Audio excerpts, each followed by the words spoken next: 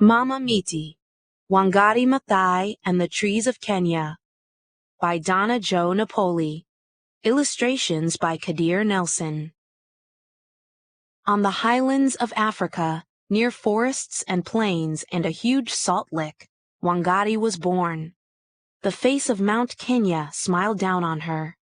People told stories of how in the old days sometimes the sun shone too bright too long, and droughts came. Creatures suffered, plants wilted, people fought.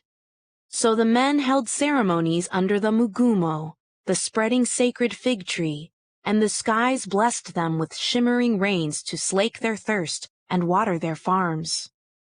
Village elders placed staffs from the vige tree between angry men, and enemies became friends. Wangari listened to these stories. That's how she came to love and respect trees.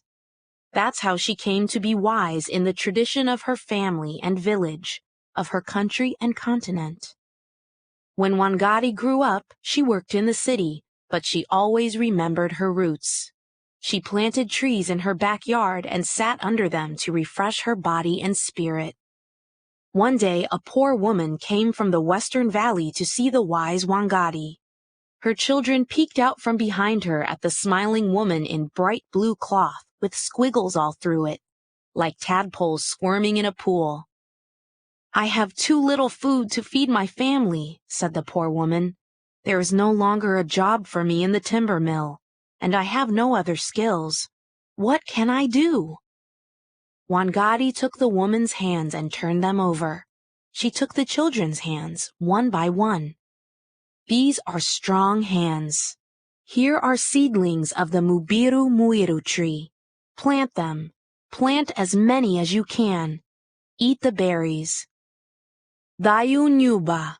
Peace, my people." The woman and her children returned home and planted trees with their strong hands, one by one. In the years to come, when flowering season was over, the family ate the shiny round fruits. They shared with their neighbors, who carried home the seeds, planted them, and grew their own Mubiru Muiru trees. Another woman came to the wise Wangari, as poor as the first. This one traveled from the mountain in the south. Her daughters stood beside her, thin as ropes. "My daughters and I walk hours every day to find firewood to cook with," said the poor woman. "It takes so long, we have no time for anything else. What can I do?" Wangari took the woman by the arms. "These arms are strong," she said. "Plant a tree. Here are seedlings of the mukedure. This tree makes good firewood. Plant as many as you can. Dayu Nyuba. Peace, my people." The woman and her daughters planted those seedlings. In time, the trees grew huge with many wide branches. The woman and her daughters cut branches for warmth. They shared new seedlings with their neighbors, who carried them home and grew their own mukedure trees. Word passed from woman to woman until all over Kenya women knew about the wise Wangari.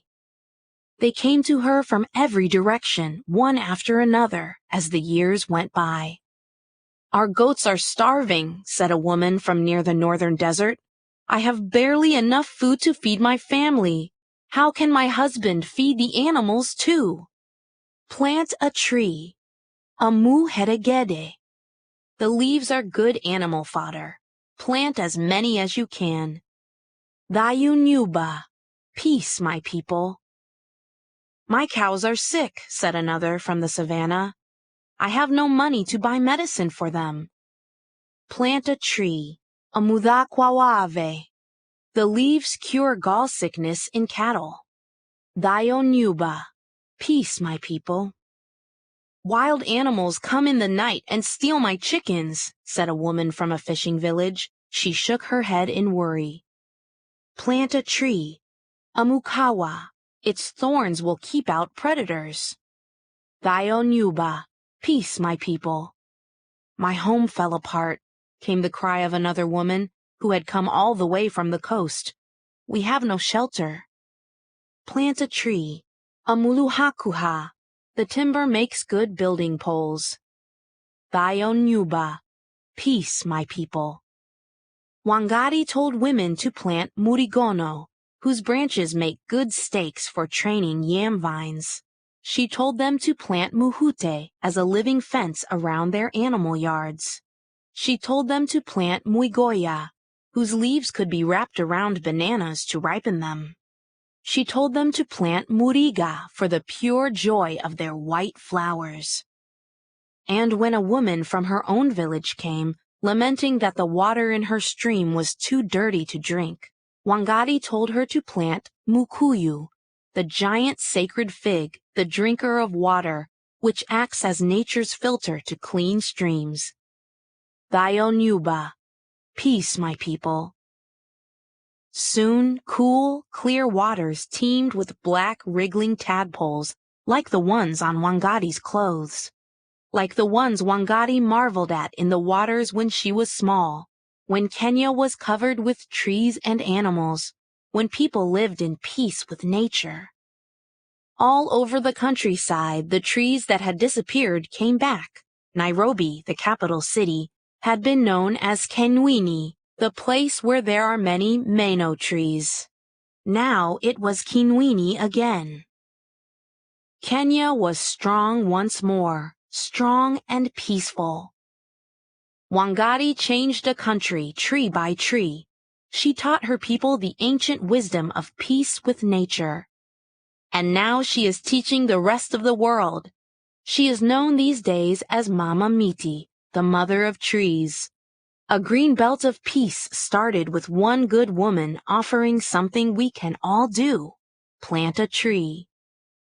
Thayo Nyuba, peace, my people.